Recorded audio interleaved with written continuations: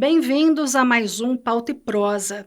Neste episódio, vamos entender melhor a grave crise de segurança no Equador, um problema que não é novo, mas que recentemente chegou ao limite. No dia 9 de janeiro, o líder da maior facção criminosa do país conseguiu fugir da cadeia antes de ser transferido para uma penitenciária de segurança máxima. A partir daí, uma onda de violência tomou o país, com sequestros e mortes de agentes de segurança e ameaças de criminosos. Homens mascarados chegaram a invadir uma universidade e até mesmo um canal de TV onde fizeram jornalistas e funcionários reféns durante a programação ao vivo. Essas ações fizeram o presidente Daniel Noboa, que foi eleito em novembro, declarar estado de conflito armado no Equador, com toque de recolher e o exército nas ruas. Ele tenta impedir que as dezenas de organizações criminosas ligadas ao narcotráfico, que classificou de terroristas, minem a ordem pública. E para entender melhor o que levou o Equador a este caos, convidamos Gustavo Menon, professor do Programa de Pós-Graduação em Integração da América Latina da USP e coordenador do curso de Relações Internacionais da Universidade Católica de Brasília. Muito obrigada pela sua presença, viu, Gustavo? Muito obrigado, Luciana, pelo convite. Prazer falar com vocês, com toda a equipe da TV Gazeta. E da minha parte, contribuir com essa pauta tão candente sobre a nossa região no mundo, a nossa querida e amada América Latina. Com certeza. Bem, para começar, é possível datar o início da crise de segurança no Equador? Sem dúvidas, nos últimos anos, houve a agudização dessa crise no sistema carcerário equatoriano. Quando nós olhamos para esse recorte recente dos últimos anos, há duas variáveis que devem ser interpretadas nesse fenômeno de cruzamento de crises que levou a esse estopim, a essa espiral de violência que tomou a conta do país nos últimos anos. Não obstante, quando a gente olha exatamente para esse período de cruzamento de crises, nós estamos falando, no plano internacional, de uma série de tensões que envolveram a composição desses cartéis de drogas.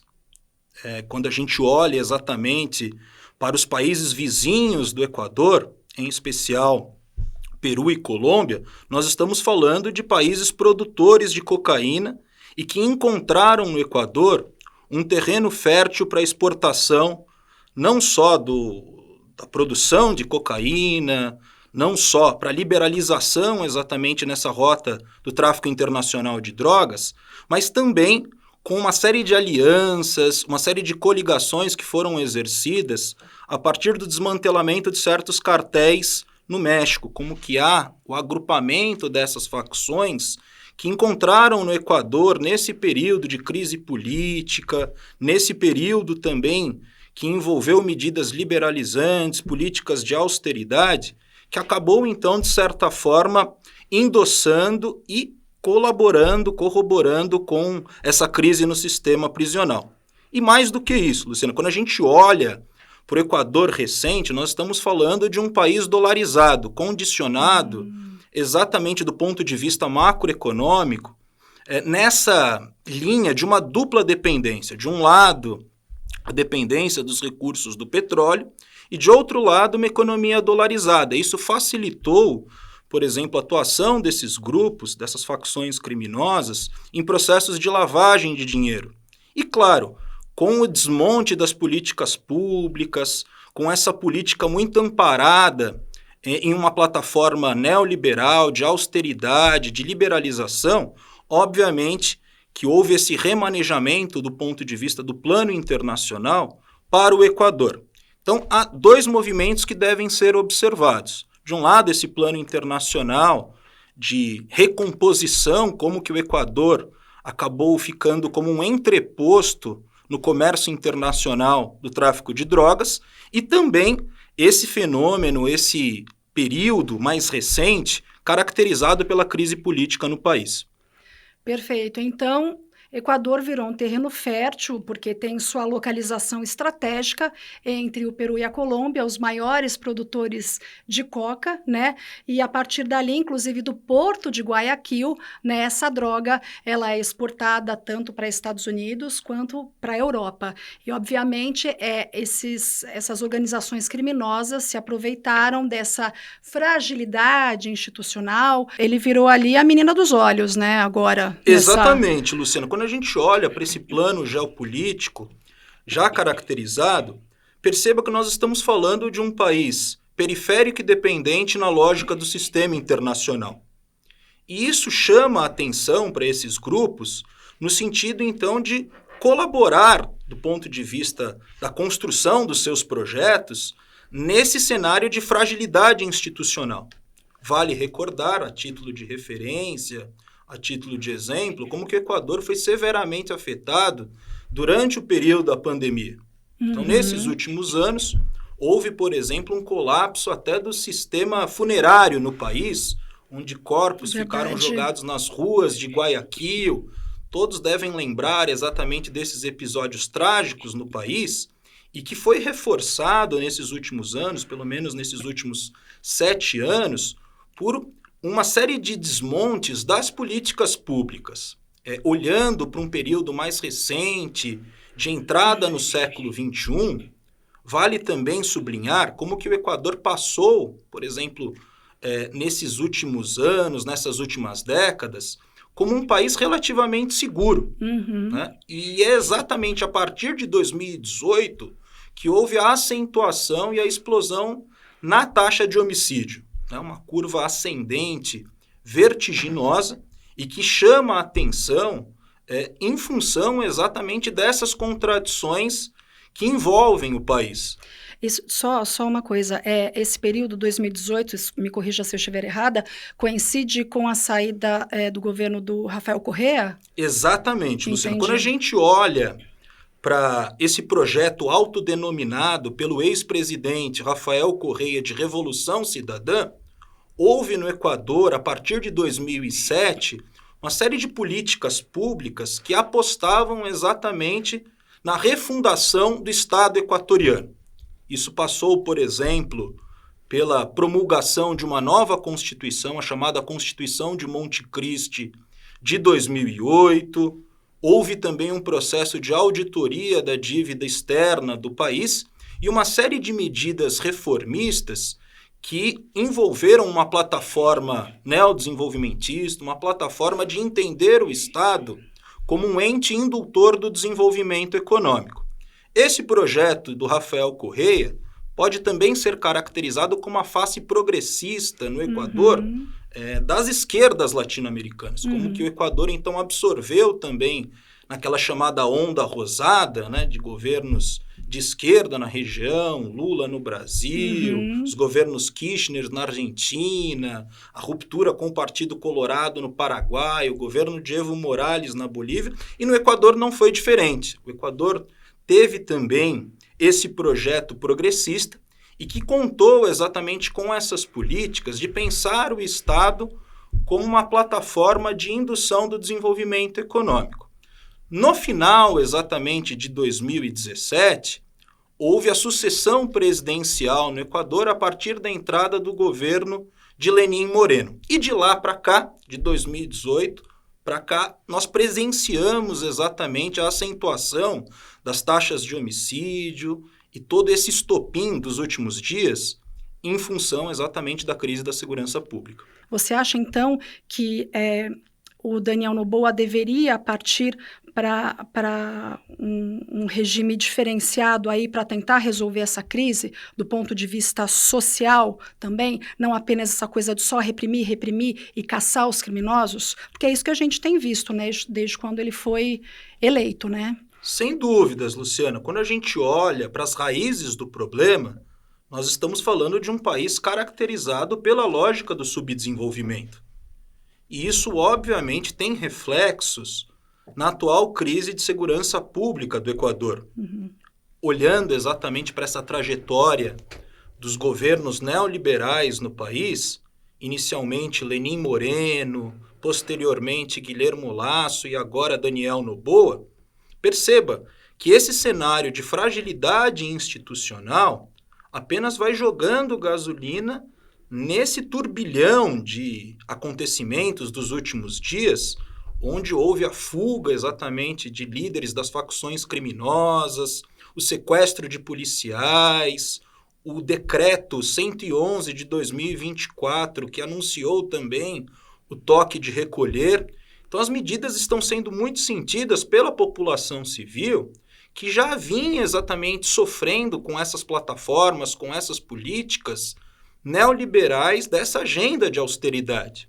Quando a gente olha exatamente para essa dependência, para o subdesenvolvimento equatoriano, nós estamos falando de um mercado de trabalho altamente pauperizado e com um nível de informalidade alarmante. As pessoas, então, tiveram que se virar durante a pandemia e, mais do que isso, quando a gente olha exatamente para essa conjunção, para esse cenário de cruzamento de crises, o que está em jogo é essa infiltração do narcotráfico no Estado equatoriano. Você chama a atenção de forma bastante assertiva de como que houve a corrosão exatamente do poder público nesses últimos anos, com a penetração desses grupos criminosos nas forças policiais, nas forças armadas e também no sistema judiciário. A título de referência, só para a gente ilustrar exatamente como que houve não só esse cenário de fragilidade institucional, mas a atuação do crime organizado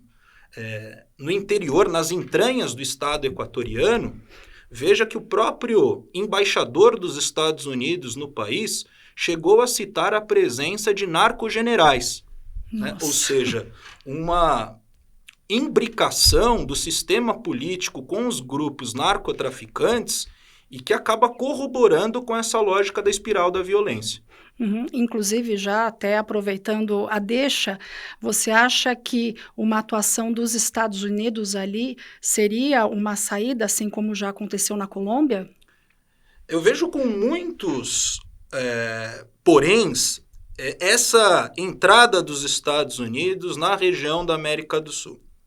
Por quê? Porque olhando para a história, digamos, recente do Equador, na virada do século XX para o início do século XXI, já houve uma parceria, políticas de cooperação entre Equador e Estados Unidos, exatamente nesse contexto de virada do milênio. Os Estados Unidos tinha, Luciana, uma base no litoral equatoriano, a chamada base de Manta, onde existia ali políticas de cooperação, troca de recursos e envio até de tropas estadunidenses ao país. Veja que isso foi desmantelado durante o governo de Rafael Correa, na chamada década correísta de 2007 a 2017, e agora novamente o atual governo, Daniel Noboa, aponta exatamente para esses mecanismos de cooperação, ou seja, uma ajuda dos Estados Unidos voltando ao país em um contexto novamente de acentuação dessas políticas neoliberais. O que a gente precisa ver com uma certa atenção é exatamente a atuação dos Estados Unidos, por exemplo, na região da Amazônia. E aí isso leva também nós pensarmos qual seria o papel do Brasil, a diplomacia brasileira, como então estancar essa crise da segurança pública, para que essa crise não se espraie exatamente para outros países, embora o Brasil não tenha fronteiras com o Equador. Obviamente que nós estamos falando de um fenômeno transnacionalizado. Sim. Né? E por ser exatamente um problema transnacional, isso obviamente afetará também os interesses brasileiros nessa região tão sensível ao norte da América do Sul. Você acha que, então, o que está acontecendo no Equador serve de alerta aqui para o Brasil? O que você acha que o Brasil pode tomar de lição vendo o que está acontecendo no Equador? Excelente Principalmente essa pergunta. questão na Amazônia, né? Uma ótima pergunta, e que nos leva a pensar o que será dessa nova política externa brasileira para a região.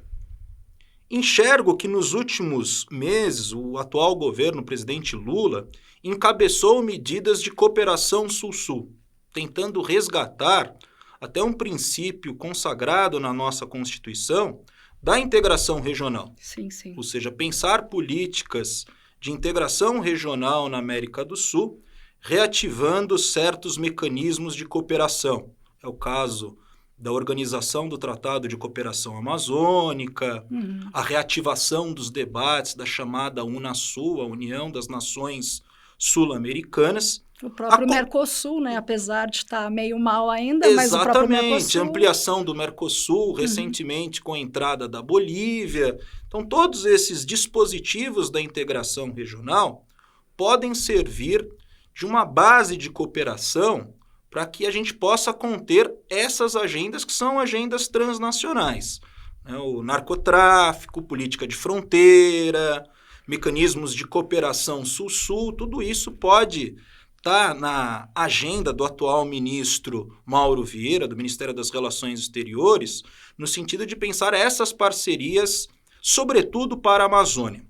Quando a gente pensa exatamente, acho que isso merece um destaque sobre a atuação do Brasil, quando a gente pensa exatamente os últimos anos na política externa brasileira, nós viramos as costas para os nossos vizinhos. Nos últimos 4, 5 anos, Sim. houve exatamente uma prioridade por parte da política externa brasileira, no sentido, então, de se alinhar quase que automaticamente com os Estados Unidos e Europa. Sim. Isso permitiu, do ponto de vista das relações internacionais, permitiu a entrada de atores extra-regionais na América do Sul.